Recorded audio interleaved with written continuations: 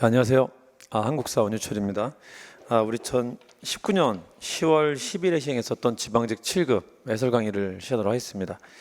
간단히 총평을 좀 말씀드려보자면요. 대체로 평이한 형태로 출제가 좀 되었던 것 같고요. 같은 날에 서울시 7급을 봤었죠. 그거보다 난도가 조금 낮았다 볼 수 있습니다. 한 8번, 9번 정도가 점수를 가르는 요인이 됐을 거로서 봅니다. 그리고 중위권 이하 학생들한테는 14번, 15번, 16번도 점수에 영향을 좀 줬을 거라고 봅니다. 박스 문제가 16개가 출제되었고요. 그중 사료 문제는 5문제, 제시문형 박스는 8문제가 출제되었습니다. 자, 전체적으로 보자면 고대사가 4문제 나오고요. 고려시대 4문제, 조선시대 3문제 나왔고 통사관 문제 나왔습니다. 자, 그리고 근현대가 8문제 나왔는데 근현대는 계양기, 일제가 각각 3문제, 현대가 2문제 나왔습니다. 근현대 비중이 좀 높았음을 알 수 있죠. 자, 전근대만 놓고 봤을 때 전근대에서 선사 빼고 나머지 시기를 정치, 경제, 사회, 문화로 분류해보자면은 정치사가 6문제, 경제사가 1문제, 사회사 1문제, 문화사 3문제에서 일단은 좀 고르게 출제가 됐습니다. 같은 날 봤었던 서울시 7급은 정치사 비중이 압도적으로 좀 높았었죠. 자, 이제 그 내용을 한번 좀 보도록 합시다. 자, 1번부터 한번 보자면요. 자, 조금 좀 빠르게 나가보도록 할게요. 자, 1번부터 보자면은 제주도 고산리 유적이 있다. 이 한경 고산리 유적 말하는 거죠. 자, 이거 전까지는 양양 오산리, 강원도 양양 오산리가 신석기 최고 오래된 거라고 평가를 받았었어요. 그때가 BC 6000년이었었는데 이게 발견되면서 기원전 8000년경까지 소급이 된 겁니다. 일본하고 시기를 맞춘 거예요. 약간 그 선사 시대는 시기 경쟁이 있습니다. 시기 경쟁이. 그래서 조금 더 소급을 좀 시킨 겁니다. 자, 실제 그 증거가 나왔던 거고요. 제주도에서. 자, 밑에 보시면은 그 세 번째 줄에 이름 민문이 토기, 네 번째 줄에 기원전 8000년경 이런 것들 통해서 알 수 있겠죠. 신석기를 묻고 있는 거죠. 자, 고인들은 청동기, 가락밖에 봤죠. 자, 화폐 뜨면 뭐죠? 철기 시대입니다. 자, 화폐 뜨면 두 가지가 있죠. 하나는 메이드 인 차이나, 중국과의 교류. 두 번째는 철기 시대다라는 거죠. 자, 4번에 반달 돌칼은 청동기 말하죠. 답은 2번이고요. 자, 2번 문제 한번 볼까요? 자, 대마도 정벌은 저기 3번 있고요. 크게 2번이 있는데 하나가 고려말 창왕 때, 그리고 조선 세종 때가 있죠. 자, 이 중에 이씨가 토벌한 건 언제죠? 조선 시대죠. 가는 세종 때고요. 김윤우는 언제죠? 몽골 침입기 때죠. 몽골 침입기. 자, 몽골하고 전쟁하던 시기는 고종 시기라고 하죠. 고종 시기. 고종이 대체로 나라 망하기 전 왕이라 했었죠. 고종 때는 전쟁하고 원종 때는 몽골과 화의 교섭을 했던 시기죠. 자, 고종 시기 몽골 침입기 때 말하는 거고, 몽골 2차 침입기 때죠. 자, 집권자로는 최후 집권기 때고. 자, 김원창은 신라 하대 때 무열계 김씨가 난을 일으켰던 거였었죠. 신라 하대 때 9세기 때 일이고요. 자, 이시에 세조 때 세조의 정권에 대한 첫 반기를 든 거였었죠. 세조가 단종 때 집권을 하게 됐는데 그 단종 때 이징옥의 난이라는 게 있었고요. 이게 세조에 대한 수양대군에 대한 첫 반대고요. 개유정난에 대한. 그리고 세조가 왕이 되고 난 뒤에 첫 반대는 이시해입니다. 이시해. 자, 이걸 계기로 유양소를 폐지했다라고 하죠. 답은 3번입니다. 다, 나, 가라 순서가 되죠. 자, 3번에 보시면은 조선 후기 사회 경제 변동을 묻고 있죠. 기억 보시면은 박지원이 쓴 대표적인 실학적 농서가 관홍서초고요. 서해수라고 하죠. 서해수. 서호수의 해동농서. 자, 이게 대표적인 실학적 농서들입니다. 맞고요. 자, 니은에 산품작물이 나타나고 이걸 통해서 부를 축적한 농민들이 등장한다는 게 특징이죠. 맞죠? 자, 정확히 이해하셔야 되는 것은 조선 후기 때 경제 발달은 모두를 부자로 만든 것도, 모두를 가난하게 만든 것도 아니죠. 뭐 한다? 양극화 시킨다라고 하죠. 이 양극화의 핵심이 뭐죠? 자, 여태까지 사람을 등급을 나눈 것이 신분이었었다면 지금 뭐다? 돈으로 나눈다는 겁니다. 그래서 일부는 자본가가 되고 일부는 노동자가 된다는 개념입니다. 자, 그래서 상품작물 재배와 광작을 통해서 뭐가 출현한다? 서민지주, 분홍이 출현하고요. 또 뭐가 출현한다? 토지를 잃게 된 농민들은 임노동자로 전락하게 된다라는 이 두 가지 개념이 같이 나타난다는 걸 기억해 두셔야 됩니다. 자, 디귿 보시면요. 유황과 구리는 어디가 원산지죠? 일본이죠. 일본은 섬나라죠. 섬나라. 그래서 그 황이 거의 특산물이고요. 자, 일본에서 들어오는 게 하나가 더 있죠. 대표적인 게 뭐도 있죠? 은이라는 게 들어오죠. 은은 뭐다? 국제 교역에 있어서 화폐죠. 은은 사고자 하는 사람이 주는 거죠. 그러니까 조선시대 때는 은을 누가 준다? 우리가 일본한테 줍니까? 일본이 우리한테 줍니까? 일본이 우리한테 주고 우리는 누구한테 주죠? 중국한테 주는 거죠. 우리 고려시대 때는 중국 말고 우리 물건 살려고 하는 애들이 누가 있었죠? 여진거란이죠. 걔들이 우리한테 은을 주는 거죠. 자, 리을 봅시다. 타조법에서 도조법으로 바뀌는 거죠. 그래도 여전히 일반적인 건 타조법이 일반적입니다. 도조 현상이 나타나고 있다는 거죠. 답은 1번입니다. 기억 니은이 맞고요. 자, 4번에 대한제국 정부가 시행한 정책, 대한제국 시기를 물어보는 거죠. 언제부터죠? 이거 좀 다시 한번 봅시다. 여러분 우리 유튜브 채널이 있는데요. 거기 가면은 제가 학습 영상들을 많이 올려놨습니다. 그래서 여러분들이 어려워할 만한 주제들을 짤막짤막 10분, 5분 정도로 끊어갖고 영상을 만들어뒀으니까는 약한 부분은 여기서 들으시면은 좀 복습이 좀 되실 겁니다. 그리고 빵꾸 나 있는 부분들을 채워넣을 수 있는 그 영상들이 될 겁니다. 질문은 밴드에서 질문해 주시면은 답변을 제가 친절하게 드릴 거고요. 자, 대한제국 정부는 1897년부터 1910년까지 가죠. 자, 여기서 1904년까지가 대한제국 정부의 개혁 정책이 추진된 것이고, 여기는 그냥 망해가는 시기였었죠. 망해가는 요 사이 일을 찾으라는 거죠. 요 사이 일을. 자, 조일 통상장정은 1883년에 있었던 것이죠. 자, 이번에 삼정이정청은 임술빌란 때 있었던 거죠. 1862년 세조정치기 때, 철종 때. 3번에 지계암은 지계 발급 맞죠? 자, 1898년에 양지암문을 두고 양전 사업을 하다가 1901년에는 지계암문까지 두면서 무슨 사업까지 했다? 소유권 증명 사업까지 합니다. 그래서 근대적 토지 소유권 증명 사업을 했었고, 1902년에 양지암문이 지계암문에 통합되면서 지계암문이 양전 사업과 지계 발급 사업을 같이 하게 됩니다. 자, 4번에 군국기무처는 가보 1차 때만 존재했었던 거죠. 1894년에만 존재했던 거죠. 답은 3번이고요. 자, 5번 볼까요? 근초구 왕이 뭐뭐 했다. 평양성 공격했다. 자, 왕이 군대를 막다가 죽었다. 자, 우리 고구려 왕이 싸우다 죽었다는 사실은 누구밖에 없죠? 고구건왕밖에 없죠. 고구건왕. 근초한테 죽은 사람. 자, 낙릉대방 주출은 4세기를 시작시킨 사람이죠. 미친왕이라고 하죠. 미친왕. 미천왕. 자, 미천왕의 낙릉대방 축출이 어떤 결과를 가져왔던 거죠? 자, 여태까지는 고구려와 백제가 직접 만날 일이 없었죠. 왜죠? 고구려는 압록강 주변에, 백제는 한강 주변에 있었는데 여기 누가 있었죠? 완충지대로 한사군이 있었습니다. 이게 4세기 초반까지 이어지는 거였었고요. 낙릉대방이. 자, 미천왕이 얘를 중국으로 다시 축출하게 되면서 이제 뭐 하게 되는 거죠? 둘이 싸울 수 있는 바탕을 만든 겁니다. 누구 때 둘이 싸운다? 미친왕 아들 때 싸우게 됩니다. 그게 누구죠? 원망스러운 왕이죠. 싸우는데 졌죠, 그 사람이. 그렇죠? 누구랑 싸웠기 때문에? 근초고랑.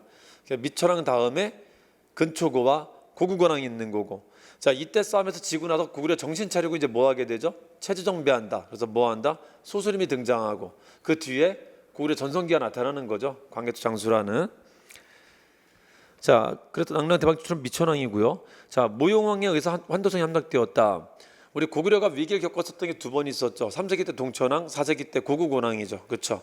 자, 전현한테 모욕당하고 근초고한테 죽었다라는 거죠. 그 모용왕이 쳐들어온 게 누구 때다? 고구건왕 때입니다. 자, 모용왕이 쳐들어온 게 먼저일까요? 죽은 게 먼저일까? 모용왕이 쳐들어온 게 먼저겠죠. 이제 그 뒤에 근초고한테 죽게 되는 겁니다. 자, 나번이 답이 되죠. 자, 전진의 순도가 불교를 전래했다. 불교 처음 전래한 게 누구 때죠? 소수림 때죠. 소수림 때. 그러니까 답은 나라고 하면 되겠죠. 답은 2번입니다. 자, 평양천도는 장수왕이고요. 백제 한성점령도 잠수한 때 일이죠. 장수왕 때. 답은 2번이고. 6번 한번 볼까요? 기억, 니은, 승려의 활동. 자, 여러분 우리 삼국은 나라가 세 개다 보니까는 삼국시대 항쟁 과정을 설명할 때 제가 이 낙타 그래프 두 개로 설명을 드린단 말이죠. 그렇죠? 이게 누구 그래프죠? 백제 전성기를 나타내는 그래프고, 자, 이거랑 정반대로 가는 게 누구였었다? 고구려가 있고요. 고구려가. 자, 요 그래프랑 관련 없는 나라가 누가 있다고요? 신라가 있는데, 신라는 계단식으로 성장합니다. 6세기 때 크게 성장했다가 한 번 더 성장하는 게 여자왕을 거치고 나서, 여자왕이 끝난 뒤에 남자가 집권하고 난 뒤에 한 번 더 성장하는데, 이걸 이제 신라 중대라고 합니다. 그래서 신라가 왕권이 크게 성장한 게, 처음 성장한 게 마립간식이라고 하고요. 두 번에 왕호식이라고 하는데, 왕호식이, 자, 왕호식이 중에 불교식 왕명을 쓰면서 재미를 봤었던, 불교 가지고 재미 봤었던 시기가 있다는 거죠. 이른바 불교왕 시대가 있었다. 자, 그리고요. 자, 요때는 이제 누가 되죠? 김춘추 이하가 왕이 되면서 뭐를 가지고 재미 보려고 하죠? 유교왕 시대라고 하는데, 자, 유교왕 시대라고 해갖고 불교를 배척하는 건 아닙니다. 자, 요때 불교왕 시대의 특징은 뭐가 있었냐면요.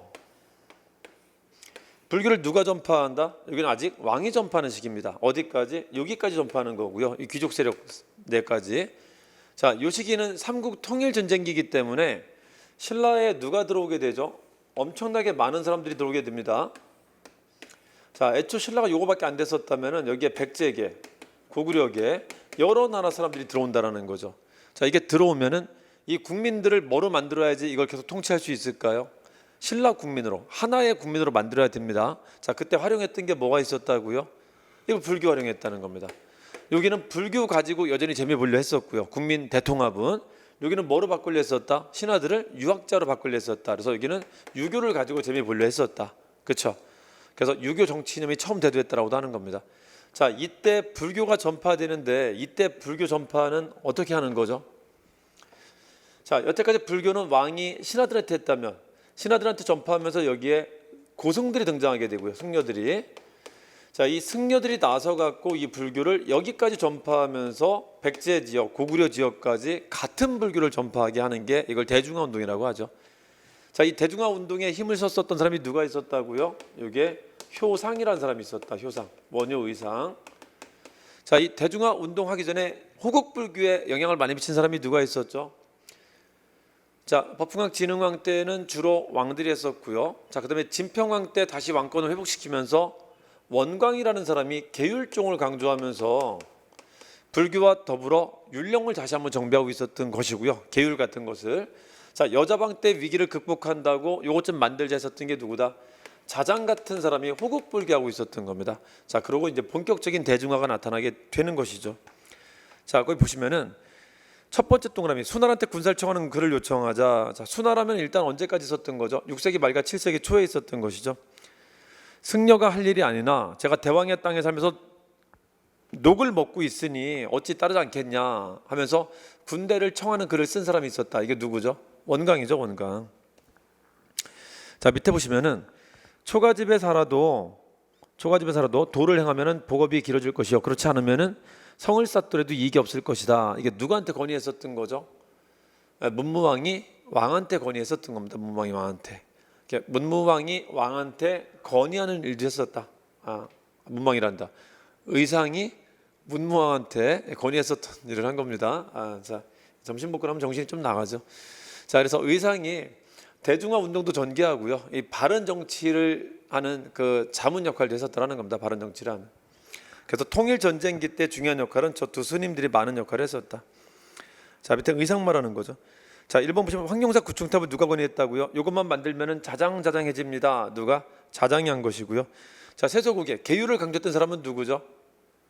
자, 진흥왕 때 국가가 팽창했다가 진지왕 때 꺾였다가 다시 국가의 체제를 정비한 왕이 누구였었다? 진평왕이었었는데 그때 불교와 계율을 강조한 사람이 원광이었었다고요. 원광.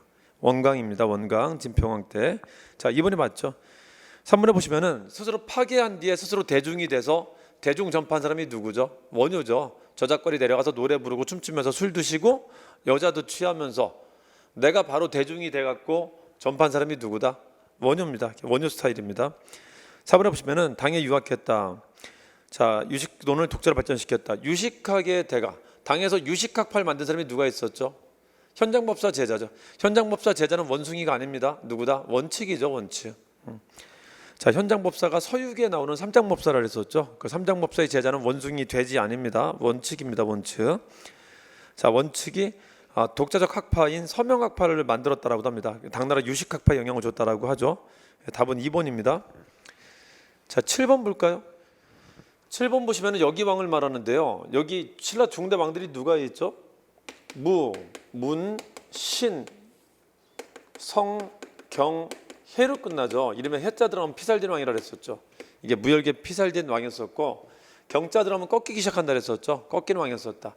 자, 요 시기 때를 유교왕 시대라고 해갖고 요 시기 때는 뭘 가지고 재미불리 했었던 거죠? 일단 여기를 교체하죠. 진골 규제에서 뭐로 교체하죠? 유학을 공부한 육두품으로 교체하려고 하는 거고 그걸 위해서 뭘 만들었다? 학교 만들었다. 학교를 키워나가는 게 성덕왕, 경덕왕 때까지 키워나가고 있었고요. 자, 또 한편 경덕왕 때 중국화 정책을 피면서 이와 유사한 정책을 피게 되는 겁니다. 한화 정책이라고 하죠. 자, 중앙관청의 이름과 지방의 명칭 같은 것들을 중국식으로 바꾸는 게 경덕왕이 한 겁니다. 경덕왕. 사벌주를 상주로 바꿨다. 완산주를 전주로 바꿨다. 이 경덕왕이한 겁니다. 우리나라 지명이 중국에 있는 지명과 똑같은 지명이 많아요. 그래서 자, 구제 명칭을 개정했다. 9년 이름도 한자시로 바꿨다. 밑에 중앙가세 관직명도 중국식으로 바꿨다. 이게 경덕왕의 하나 정책입니다. 자, 1번 국학 설치는 누구죠? 신문왕. 노급부활이 뭘 상징하는 거죠? 귀족이 살아났다는 걸 상징하는 거죠. 자, 이름에 경자가 들어가면 특징이 뭐가 있다고요? 귀족권이 다시 부활한다라는 게 특징이라 했었죠. 그걸 상징하는 게 노급부활과 또 뭐가 있다? 귀족의 권위로 커다란 불사를 일으켰다. 김대성의 권위로 불국사 석굴암을 만들었다라는 게 경덕왕 때의 특징이죠. 이게 귀족이 살아나고 있다라는 걸 보여주는 거죠. 자, 독서 3분과는 원성왕 때 말하는 거고요. 원성왕 때 신라 하대죠. 정전 지급은 성덕왕 때를 말하죠. 답은 2번입니다. 자, 8번 한번 볼까요? 8번. 자, 고려 왕들 중에 거의 유일하게 제대로 된 제품이 남아 있는 게, 제대로 된 청동 인물상이 있는 게 태조입니다. 태조. 그 태조 등을 혈릉이라고 하는데요. 그 혈릉 부근에 묻혀 있던 거를 파낸 거였었습니다. 최근에 국내 전시됐었죠. 북한에 있는 건데 국박에 국립중앙박물관에 전시됐었습니다. 최근에. 자, 혈릉 부근 청동제 인물상, 이게 키워드가 되죠. 자, 그 세 번째 줄 보시면 이것도 의미가 있는 건데, 황제가 쓰고 있었던 통청관을 쓰고 있다. 그래서 고려는 내부적으로는 황제 체제를 유지하고 있었다라는 걸 보여주는 사례이기도 합니다. 자, 태조 말합니다. 자, 국자감 설치했다. 자, 여러분 교육제도를 만들었다 그러면 누굴 말하는 거죠? 일단 유교왕이죠. 자, 고려 초기 때 유교왕이 누가 있죠? 성종이죠. 성종. 성종 때 국자감, 지방의 한교 만듭니다. 자, 광구는 정종 때고요. 황도서도, 묵송 아니라 그랬죠. 황도서도 누구? 자, 그거는 광종 때 말하는 거죠. 이게 칭제 건원하고 난 뒤에 황제로서 격상시킨 걸 말하는 거죠. 수도 이름을. 자, 역분전이 맞죠. 답은 4번이고. 자, 8번은 문제 지문이 어려운 건 아니고요. 저게 좀 헷갈렸었던 거죠. 그 제시문이. 자, 9번 한번 볼까요? 음서제도 문제가 나왔는데요. 음서. 자, 요거는 그 시스템을 한번 알려드려 봅시다. 자, 여러분 우리 그 한국의 관료는 크게 두 가지가 있다라고 하는데, 한국 공무원은 여태까지 뭐하고 뭐가 있다 그랬었죠? 자, 관료는 여길 말하는데요. 왕, 관료, 국민 말합니다. 이 관료는 두 가지가 있었는데, 고대는 귀족 관료가 있었고요. 중세는 뭐가 있다? 문무 관료가 나타납니다. 문무 관료. 자, 이 귀족 관료는 혈통입니다. 그냥 아빠 정자 좋으면 되는 거고요. 여기는 뭐다? 능력이 좀 필요한데 무슨 제도가 나타나면서 이게 등장하는 거죠? 과거 선발 제도가 등장하면서 이게 나타나게 되는 겁니다. 자, 그 중에 문신들이 이제 무슨 공부를 해갖고 그 신하가 된 사람들 문신이라고 하냐면은 유학 공부한 사람을 문신이라고 합니다. 그래서 문신 채용했다, 문신을 많이 채용했다라고 불리는 사람들을 유교왕이라 불리는데, 이런 업적을 남긴 사람들한테 죽으면은 주로 무슨 이름을 붙인다고요? 성종이라는 이름을 붙입니다. 성종. 그래서 유교 관료를 많이 채용했다는 말을 쓰는 사람이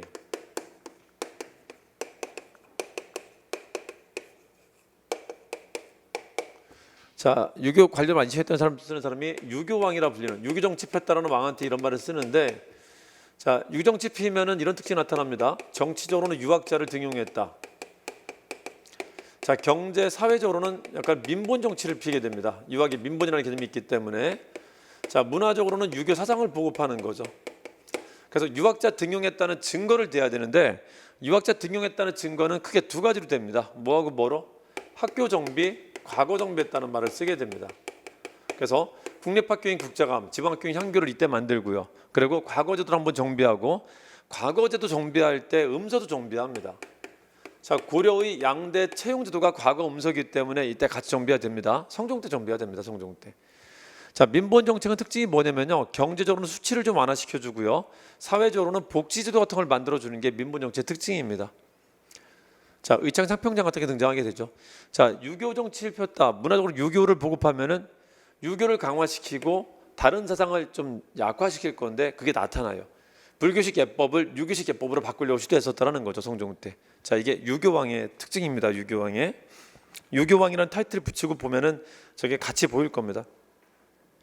자, 니은 봅시다. 음서를 통해서도 끝까지 갈 수 있죠. 그래서 음서가 발달했다라고 하죠. 자, 음서로 들어가면은 어디까지 갈 수 있다? 장관까지 갈 수 있습니다. 승진의 제한이 없습니다. 자, 사위나 외손자한테 적용되었다. 자, 여러분 우리 고려시대 태어났다고 한번 쳐볼까요? 자, 내가 고려시대 태어났는데 나는 정말 공무원이 되고 싶은데요. 근데 공부는 진짜 하기 싫어요. 이럴 때 어떻게 하면 되죠? 과거 안 볼 수 있죠. 뭐를 찾으면 되죠? 우리 아빠 찾아보면 됩니다. 자, 아빠를 찾아봤는데 아빠가 실업자입니다. 방법이 없죠. 누굴 찾아야 되죠? 할아버지 찾을 수 있어요. 할아버지 똑같습니다. 실업자 출신이에요. 누굴 또 찾을 수 있죠? 엄마 쪽을 뒤져볼 수도 있어요.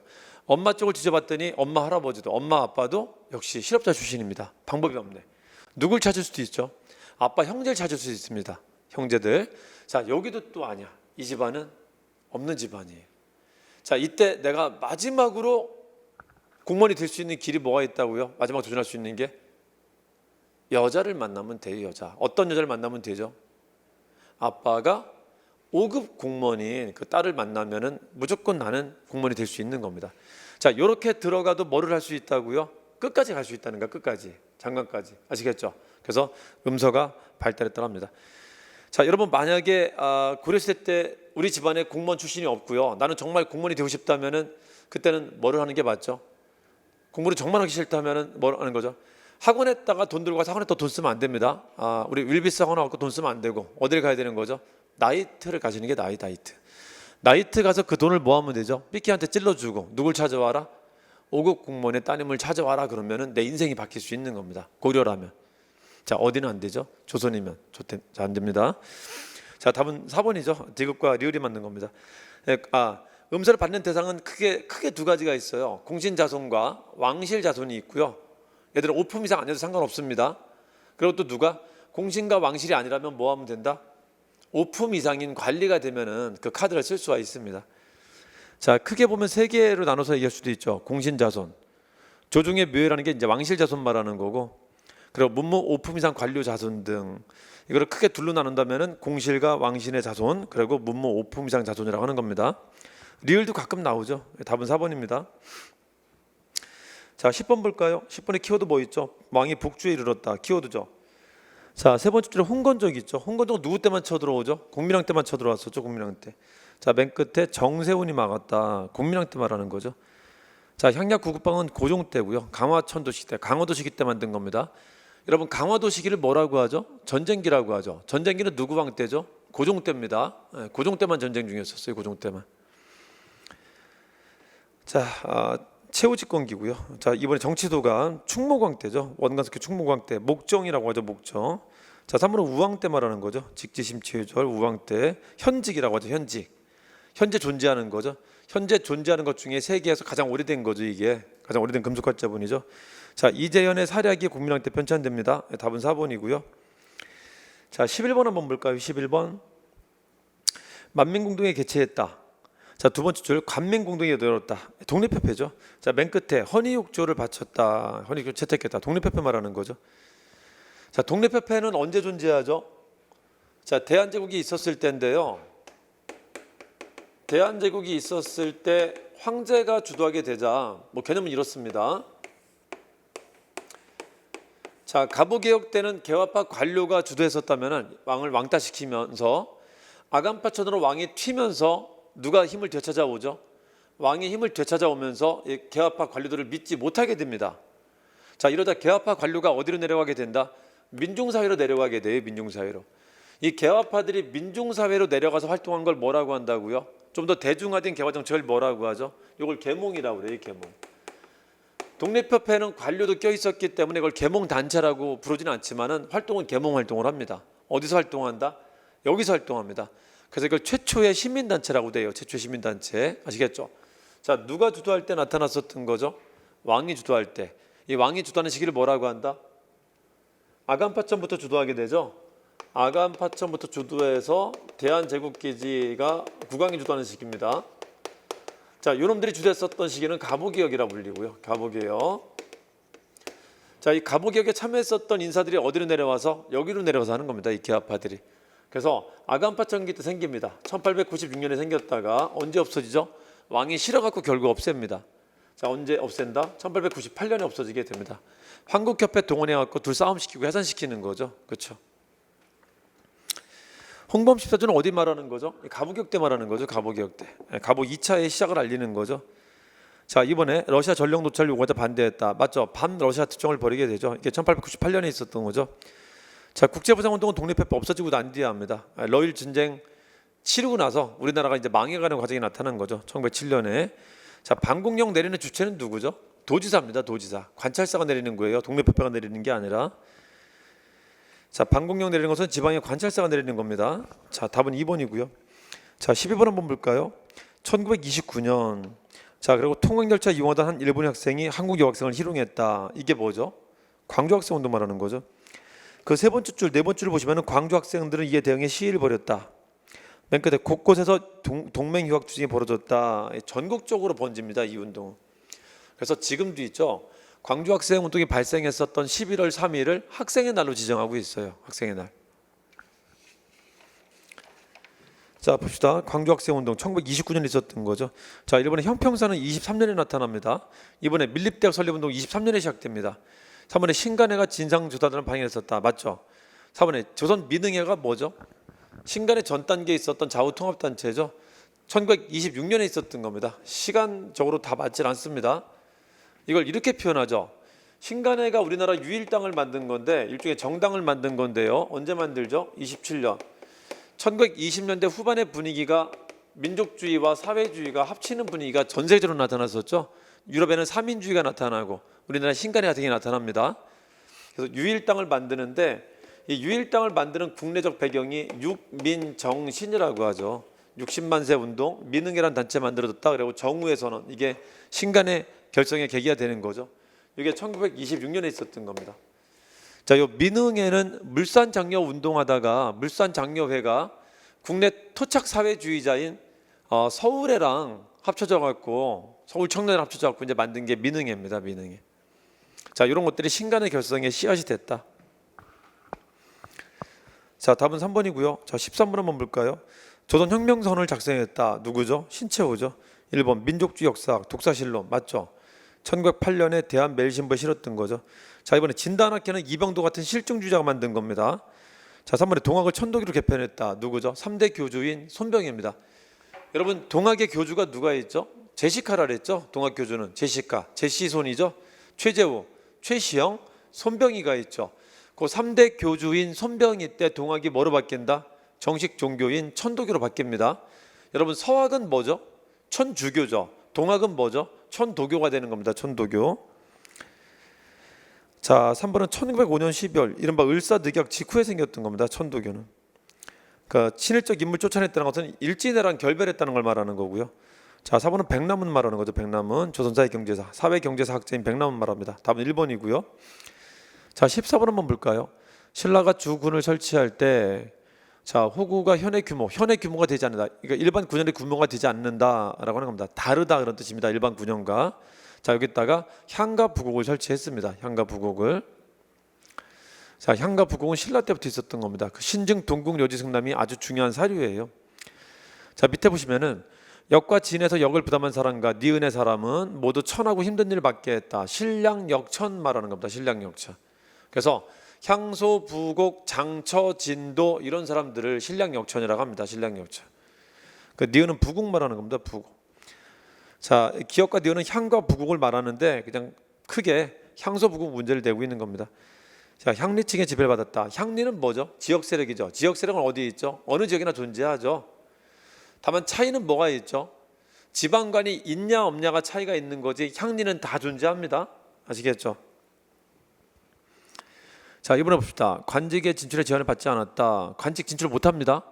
향소 부국민은 일종의 범죄자로 취급받아갖고 학교도 못 들어가고 과거도 못 본다. 같은 말이 뭐죠? 관직 진출이 안 됩니다. 원칙적으로. 백정 아니죠? 자, 백정은 농민 말하는 거고요. 조용조 면제받지 않았다. 얘들도 양인이기 때문에 구격부담은 집니다. 구격부담을 집니다. 4번은 노비 말하는 거죠. 매매 증여 상속 대상이 되는 것은 노비 말하는 거죠. 말하는 재산이죠. 그거는 답은 1번입니다. 자, 15번 한번 볼까요? 유구와 교류해서 불경, 유교, 경전, 범정동을 전해줬다. 조선 초기 때 불교 제품 전했다. 그럼 누구 말하다? 오키나와 맞습니다. 류구가 오키나와 말하는 거죠. 류구, 시암, 자바 같은 동남아시아 국가들과 교류합니다. 자, 대마도주와 계약조 체결했다. 누구죠? 세종 말하는 거고 을마 체결하죠. 자, 우리 세종이 잘하는 요리가 있다 그랬었죠. 그게 뭐죠? 삼계탕을 뜻밖의 이 사람이 요리를 잘한다 그랬었죠. 삼계탕, 그렇죠? 삼계탕이 우리나라만 먹는 게 아니라 그랬었죠. 어디도 먹죠. 대마도도 삼계탕 먹는다 그랬었죠. 근데 대마도 삼계탕에는 뭘 집어넣는다고요? 오이를 집어넣는데 그걸 세종이 그렇게 잘했답니다. 세종은 고기도 되게 좋아하고요. 세종, 대마도 삼계탕, 여기는 오이가 들어간다. 오이가, 그렇죠? 자, 대마도 이게 먼저죠. 대마도 정보라고 화전 양면책으로 하죠. 달래는 게 뭐다? 삼포를 개항해 준 것이고요. 자, 우리 일본한테 개항을 해줄 때 항상 어떻게 한다? 제한무역을 하죠. 제한무역을. 그 약졸책이라는 게 계약조입니다. 얼마로? 5위로 한 것이다. 5위로. 이게 뭐를 계기로 바뀌죠? 삼포에서 외란이 발생하죠. 외란은 몇 세기죠? 외란은 16세기 때 발생하죠. 16세기 왕은 몇 명이 있죠? 중명선 3명이 대표적이죠. 중종 때 삼포 외란 발생하면서 이거를 어떻게 한다? 정확히 반으로 줄이죠. 대마도 삼계탕에 오이를 삽입했다라고 하는 겁니다. 임신약조라고 한다. 자, 여러분 대마도 삼계탕에 오이 삽입하면은 오이가 어떻게 된다고? 쭈그러들죠. 어떻게 줄어들죠? 정확히 반으로 줄어든다는 겁니다. 반으로. 그래서 여기는 25척에 100석까지 가능하다. 이게 15세기 때. 15세기 때 세종은 국제관계의 체제를 만든 사람이고 16세기 때는 그 체제가 다시 무너지는 시기다. 이걸 기억하시면 되죠. 자, 3번 봅시다. 여러분 조공은 경제적으로 이익이라 했나요? 손해라 했나요? 일단 이익으로 봅니다. 일단. 그래서 우리는 어떻게 한다? 조공을 가야지 명나라 물건을 많이 갖고 온다, 적게 갖고 온다? 많이 갖고 올 수 있어요. 지금은 그런 게 없지만요. 옛날에는 국제관계도 예의입니다. 예의. 그러니까 대등한 관계라는 개념이 없어요. 그래서 누군가는 위가 돼야 되고 누군가는 아래가 돼야 되는데 중국이 중화 질서를 만들면서 자기가 위로 만든 겁니다. 그래서 조공이라는 무역 체계를 만든 거였었어요. 그래서 중국 환자한테 인사를 하러 가면은 뭔가 선물을 갖다 줘야 되는데 빈손으로 갈 수 없으니까요. 이게 예의라는 것은 아랫사람 예의만 있는 게 아니라 윗사람의 예의도 있는데 윗사람의 예의가 더 힘든 거예요. 그러니까 물건을 이만큼 갖다 준다면은 주는 사람은 더 많이 줘야 돼. 채통입니다. 채통. 그래서 부담스러워했었다고 중국은. 야, 그만 와, 그만. 3년에 한 번만 와 이렇게 했었던 겁니다. 근데 우리는 뭐가 되는 거죠? 받아오는 거잖아요. 더 갈게 이렇게 한 겁니다. 더 갈게. 이게 뭐다? 1년에 3번 가겠다. 그래서 3년 10 대 1년 30이라는 게 대립이 있었는데 누가 더 많이 가겠다? 우리가 많이 가겠다 했었던 겁니다. 우리가. 그러니까 조공이라는 것은 경제적으로 볼 때는 무역상의 이익을 얻을 수 있는, 그러니까 무역을 할 수 있는 계기를 말하는 겁니다. 무역을 할 수 있는. 자, 그래서 우리가 1년에 3번 가겠다는 말은 우리가 한 겁니다. 명나라는 3번에 한 번만 오면 된다 그런 얘기를 했었던 것이고요. 3번이 틀린 거죠.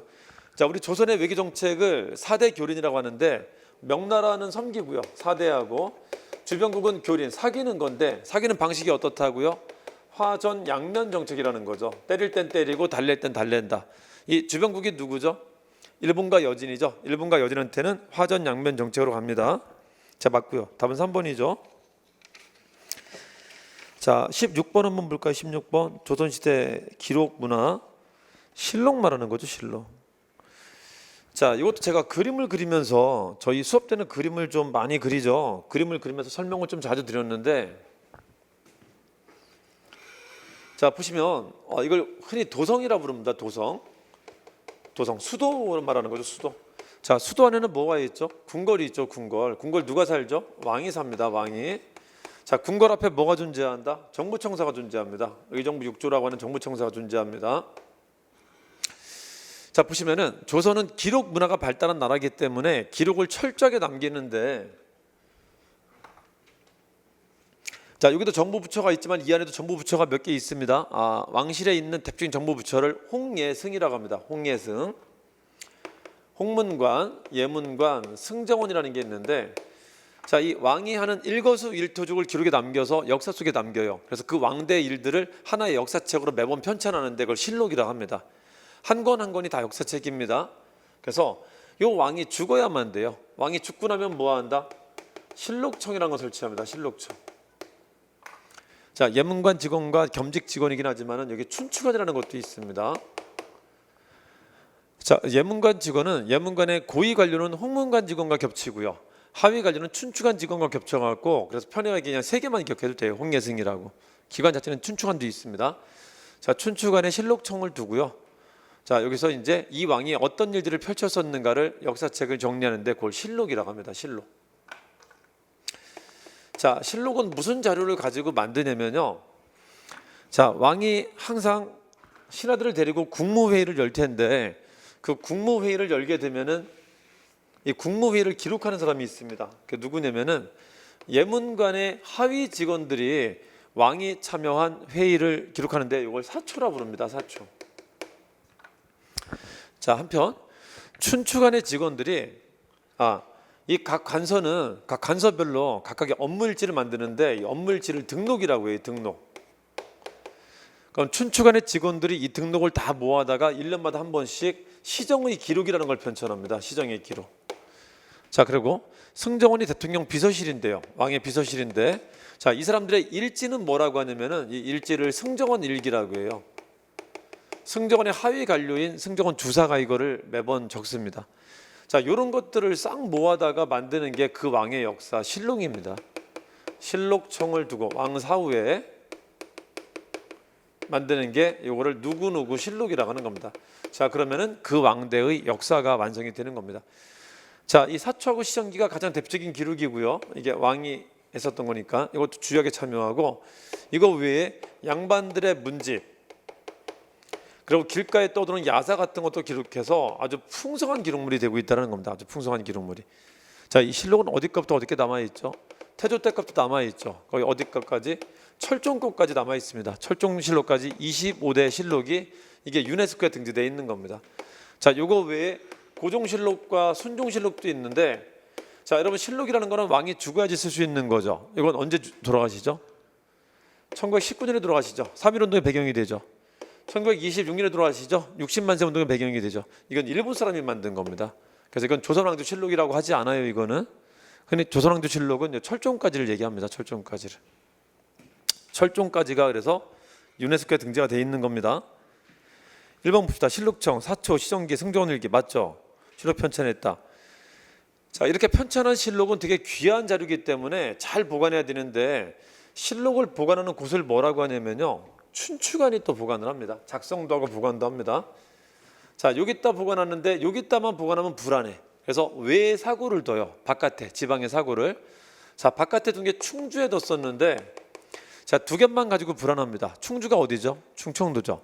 그래서 어디도 경상도도 두고 전라도도 하나씩 두는데, 경상도에는 성주라는 곳에 둡니다. 자, 지금은 성주가 참외로만 유명하지만요, 옛날에는 성주가 큰 도시였어요. 이름에 주자가 들어가면은 대도시입니다. 대도시. 상주도 큰 도시죠. 상주 다음으로 큰 도시가 성주였었습니다. 성주. 자, 근데 상주에 있었던 경북도청이, 그러니까 그때 말하면은 경상도 감영이 대구로 옮겨가면서 조선 후기 때부터 대구가 크기 시작한 겁니다. 상주는 좀 꺾이게 되고요. 성주도 완전히 꺾였고, 상주, 성주 지금은 완전 꺾여 있는 데고, 지금은 대구 이런 데가 훨씬 크죠. 그렇죠? 자, 원래 의미가 있었던 곳입니다. 그리고 전주라는 곳에 있다. 전주. 이 전주라는 곳에 실록을 보관했었던 곳이 어디냐면은, 요즘 여러분들 많이 여행 가시는 전주 한옥마을 있죠. 거기 안에 보면은 경기전이라고 있어요. 경기전. 거기에 이제 실록 보관하던 곳이 있습니다. 경기전이라는 것은 왕의 어진을 모셨다 했고 경기전이라고 하는데, 그 전이라는 글자는 절대자가 있는 공간에만 쓰는 게 전이라는 글자입니다. 건축물 용어에서는요, 전이라는 글자는 절 아니면 궁궐에밖에 못 씁니다. 예, 전주에 경기전이 있다는 것은 궁궐이지는 않을 거 아니에요. 그러니까 궁궐의 인물과 관련되는 뭐가 있다라는 겁니다. 그 태조 어진이 있었던 곳이라 경기전이라고 하는 겁니다. 거기에다가 실록도 보관했었습니다. 그 근처에다가. 자, 이게 전쟁 전에 평지 사고였었고요. 그걸 4대 사고라고 하고, 전쟁 중에 다 털리고 누가 하나만 남게 되죠? 전주 사고 하나만 남게 되죠. 그러니까 전쟁 후에는 이게 불안해 갖고 실록을 산으로 옮기게 됩니다. 산으로. 그래서 이거를 오태정적이라고 해갖고, 오대산, 태백산, 정족산, 적상산 이런 데다 이제 옮겨 놓게 됩니다. 산에다가. 그걸 오대사고라고도 한다. 자, 이번 보세요. 임진왜란 이전 사부, 춘추관, 전주, 성주, 충주, 전라도, 경상도, 충청도 맞죠? 3번 합시다. 자, 이 실록을 보지 못하기 때문에 실록 중에 본보기가 될 만한 걸, 귀감이 될 만한 것만 추려서 만든 게 국조보감이라고 합니다. 세조 때부터 만들기 시작합니다.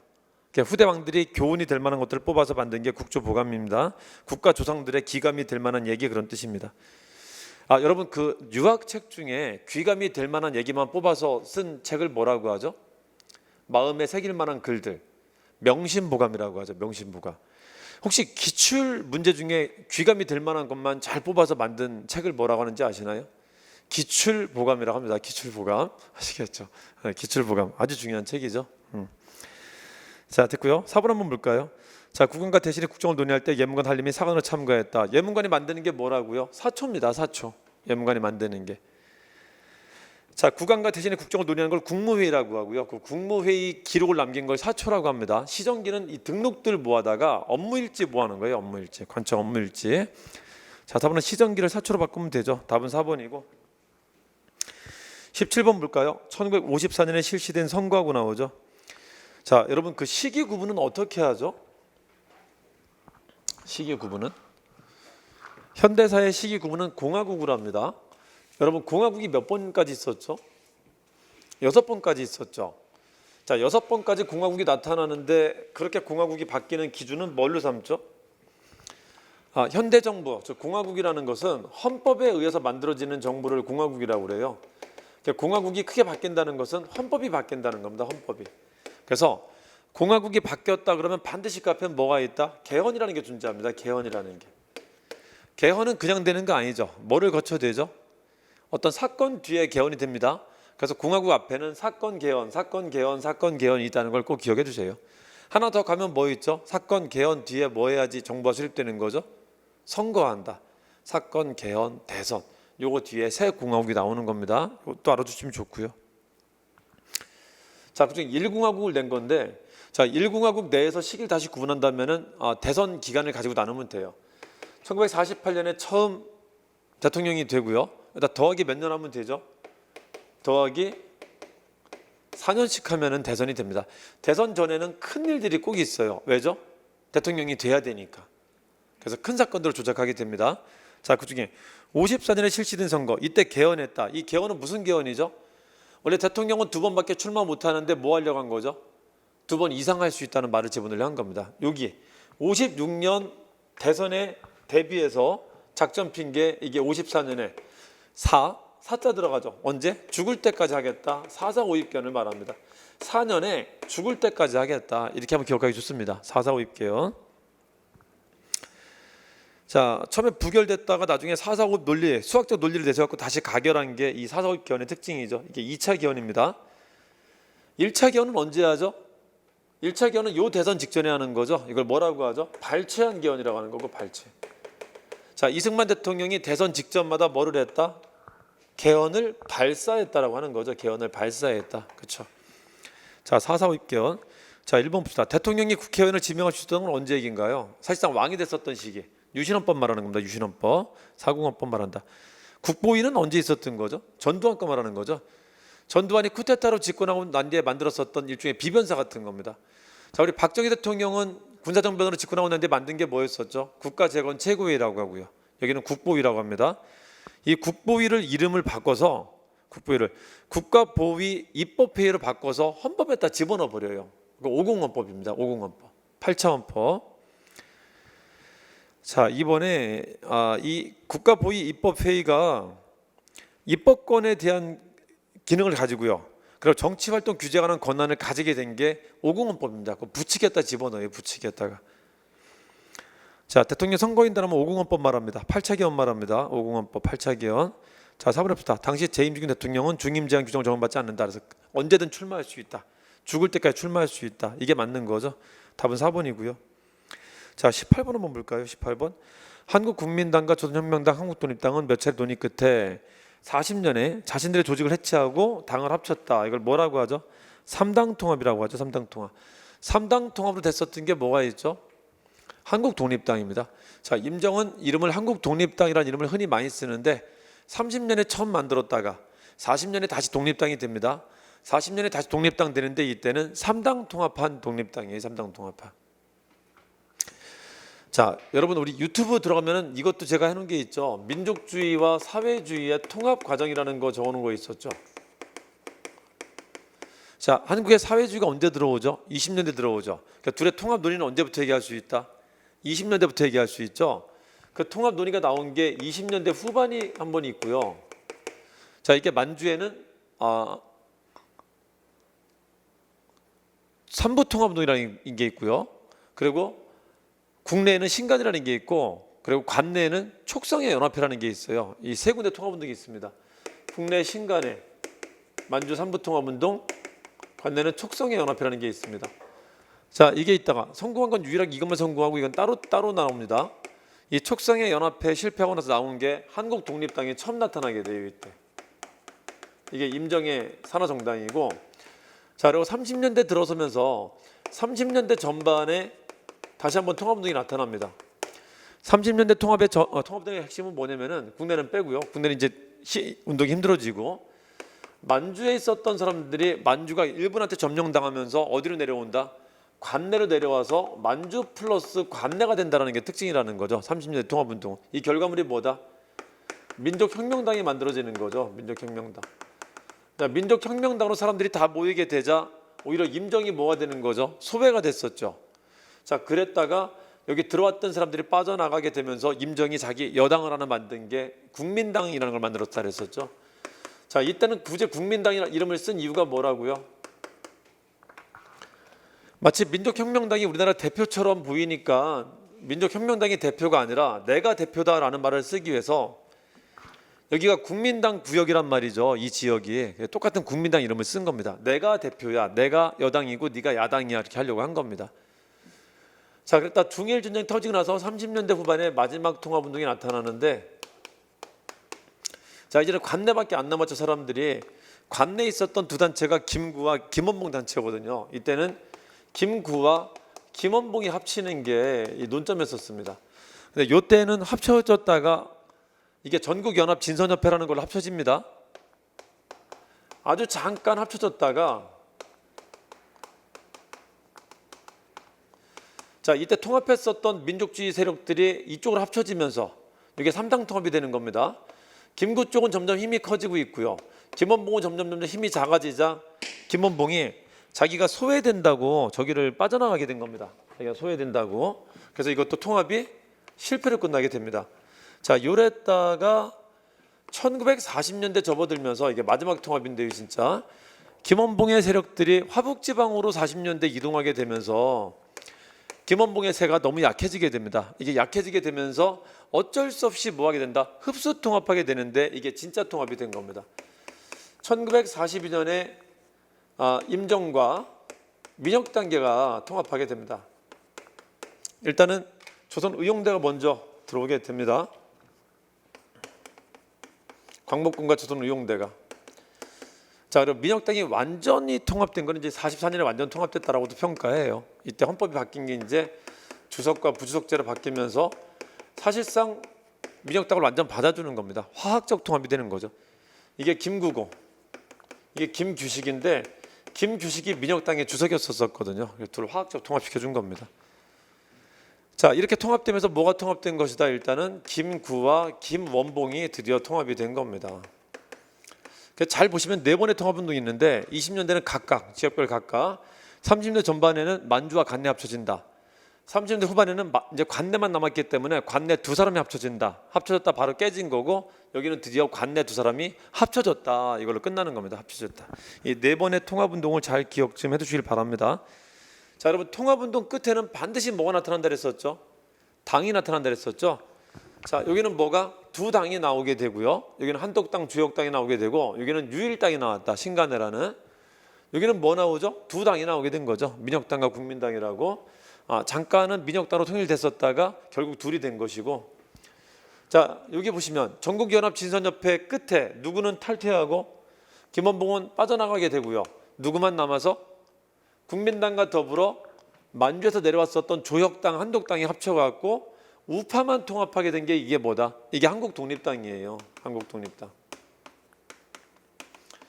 그래서 3당 통합으로 됐었던 한국독립당이 이게 1940년 5월에 만들어진 겁니다. 그래서 이때도 독립당, 첫 번째 독립당이 있었어요. 좀 구분 좀 해주세요. 만주에도 한국독립당이 있었습니다. 만주에도 똑같은 30년에 있었습니다. 다른 겁니다. 이거랑 이거 다르다. 이거랑 이거랑도 다른 겁니다. 다시 나타난 겁니다. 자, 봅시다. 조선의용대 화북지대를 흡수했다. 조선의용을 조직했다. 화북 지역에 있었던 정치단체는 화북독립동맹이라고 하죠. 조선독립동맹이라고 합니다. 자, 이번에 신흥부원학교 창설했다. 신민회 말하는 거고. 3번에 대한민국 임시정부를 주도해 이끌어난다. 대한민국 임시정부의 여당이 된 거죠. 한국독립당이. 자, 그래서 3번이 맞죠. 4번에 쌍성보와 대전자정을 전투해서 일본을 물리쳤다. 이거는 요 한국독립당 말하는 거죠. 요 한국독립당의 예하 부대인 한국독립군이 했었던 걸 말하는 거죠. 한국독립군이. 자, 답은 3번이고요. 자, 19번 볼까요? 28 독립선언은 1919년인데 뭐의 배경이 되는 거죠? 3.1운동의 배경이 되는 거죠. 60만 세 운동은 26년에 있었던 것이죠. 자, 광복회는 15년에 있었고요. 국가총동원법은 38년 5월에 중일전쟁 이후에 나타난 것이고, 독립의군부는 12년에 만들어졌던 거고요. 자, 국권 피탈되고 조용히 있었던 사람들이 다시 재기하는 과정들입니다. 독립의군부, 풍기광복단, 조선국권 회복단 재기하는 과정이고, 그중에 의병하고 계몽이 합쳐져 갖고 만든 게 15년에 광복회가 되는 거고요. 광복회가. 자, 4번에 대한민국 임시정부 수립되었다. 이게 맞죠? 28 독립선언이 3.1운동으로 이어지고 3.1운동 이후에 그 배경으로 4월에 임시정부가 수립되는 거죠. 자, 9월, 그리고 9월에 이제 통합 임시정부가 수립되는 거고요. 19년 9월에. 답은 4번입니다. 자, 20번 볼까요? 20번. 자, 20번 보시면은 미국, 소련, 영국 외무장관이 합의한 사항에 동의하는 사회단체 정당을 참여시키자. 자, 미국, 소련, 영국 외무장관이 합의한 사항, 이게 모스크바 3상회의죠. 모스크바 3상회의에 동의하는 사회단체와 정당을 협의 대상으로 하자. 이게 소련 아니고요. 그 외의 세력, 이 반대하는 세력들은 협의 대상을 배제하자. 이게 소련 아니고, 이에 대해서 미국은 의사표현의 자유다. 의사표현의 자유로 참여시킬 단체를 배제하면 의사표현의 자유를 억압하는 것이다. 다 참여시키자. 이게 미국 아닙니다. 이 두 안이 대립했던 게 뭐죠? 참여단체 선정 문제로 대립했었던 게 뭐였었다? 미소공동위원회입니다. 미소공동위원회. 자, 1번 미소공동위원회를 말하는 겁니다. 답은 1번입니다. 자, 2번 모스크바 3상회의 결정으로 이 미소공의가 열리게 됐었던 것이고요. 좌우합작위원회는 1차 미소공의가 실패하고 난 뒤에 이승만이 정업 발언하면서 이거 안 되겠다 해갖고 좌파 우파 뭉쳐보자라고 한 게 46년 7월에 만들게 된 거죠. 이 미소공의 실패 이후에 나타난 것이고요. 조선 건국준비위원회는 건국동맹이라는 단체가 44년 8월에 만들어졌는데 이게 해방된 날 45년 8월 15일에 건국준비위원회로 발전된 거죠. 이게 그걸 바꾼 거죠. 그걸 건국동맹이 새로 만든 겁니다. 건국준비위원회를. 답은 1번입니다. 자, 여기까지 하고 우리 해설 강의를 마치도록 하겠습니다. 자, 말씀드렸듯이 중간중간 이런 그 키워드를 정리하는 것들을 유튜브에다 만들어놨으니까 그 와서 한 번씩 보시고요. 그리고 질문 있으신 분들은 밴드나 아니면 유튜브에다 직접 질문하셔도 괜찮습니다. 그걸 보시면서 학습에 좀 참고를 하시길 바랍니다. 자, 수고하셨습니다.